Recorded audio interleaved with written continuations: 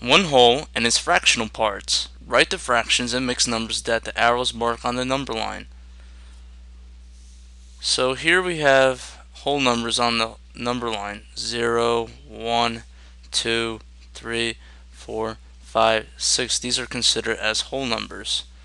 Now we have 1, 2, 3, 4, 5, 6 lines between each whole number.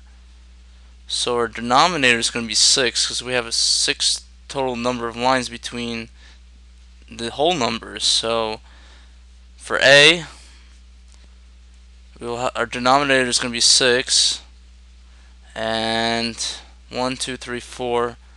The A is placed at the fourth line, so our numerator is going to be 4 over 6. So that's the answer for A. For B, remember we have 6 total lines, so that will be our denominator. And it's placed at the 6th line, so it'd be 6 over 6, as you can see. Now let's go to C. We have 1, 2, 3, 4, 5.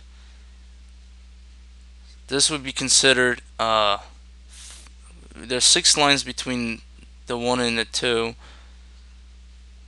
So our denominator for C would be 6, and it's pointing at the 5th line, so that would be our numerator. So it would be, since this would be considered as 1 and 5 over 6 as our mixed number. So this is for C. Okay, let's go to the next one. We have D.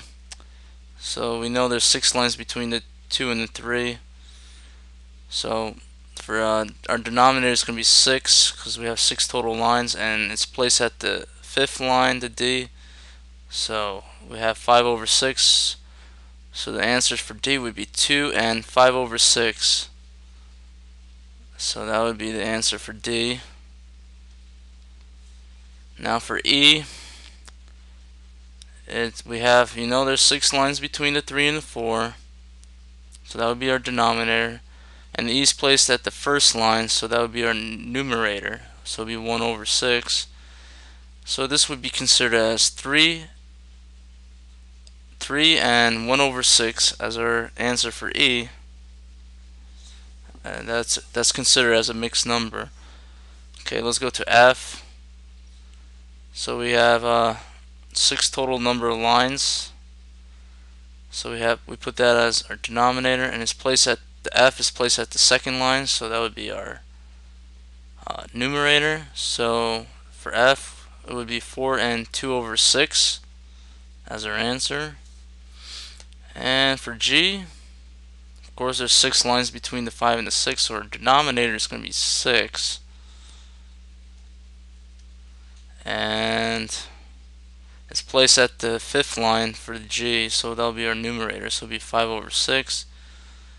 So G would be considered as 5 and 5 over 6. That would be the answer for G. So that's a mixed number right there, so that's the final answer. Okay, let's move on to the next part. We have color parts. Write the colored part and the white part as fractions. Color one part. So we're just going to color one part.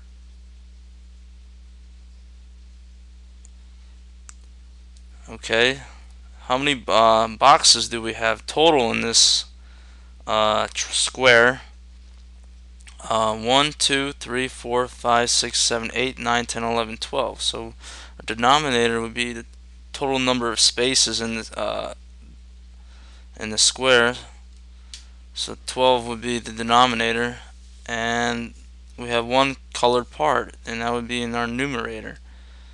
Now it wants to know the white part as fractions.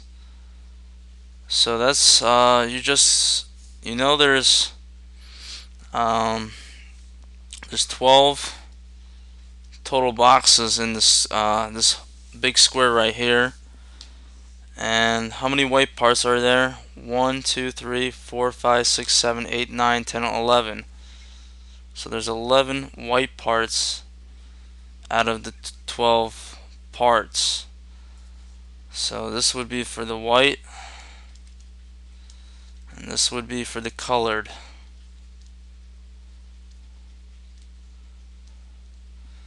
This is for the color, and this is for the white. So let's now move on to a few exercise problems so we understand the concept of what are we doing here